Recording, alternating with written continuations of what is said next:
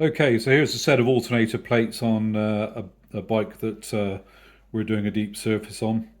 As most of you probably know, we do a repair for this with the replacement friction plate, but these are in what I would call B grade condition. So what we need to do is resurface them. So on the surface plate here, we've got a piece of 120 grit paper, and what we do is we put some WD-40 over this just to lubricate it.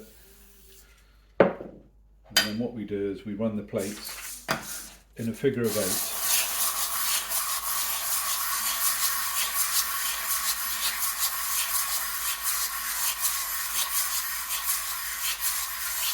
And then we turn it so they're not always in the same place in the figure of 8.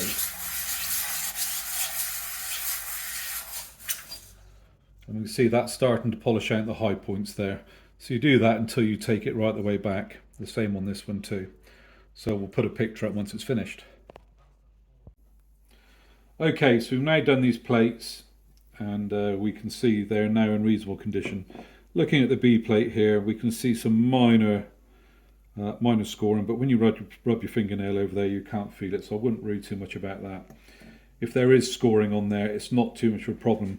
The main thing is looking at how much surface area you've got against the two plates. We can see on here there's been some, it's either from the original manufacturer, there's some markings here. Now those who are in the know that these are actually concave, these dishes, so it only touches on the outer edge. So actually these two plates will be better than the original from the factory.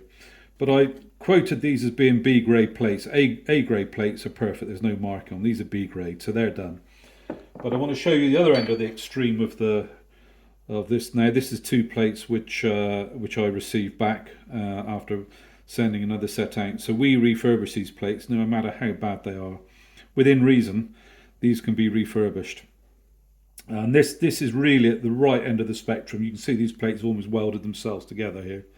So that's that. So what we do, we then refurbish these plates. So we machine the B plate and then we cut the A plate back and have now designed and manufactured a friction replacement plate to actually make it better than the original equipment, which doesn't have the ability to allow the plate to score, or what we call in engineering terms gall around the face.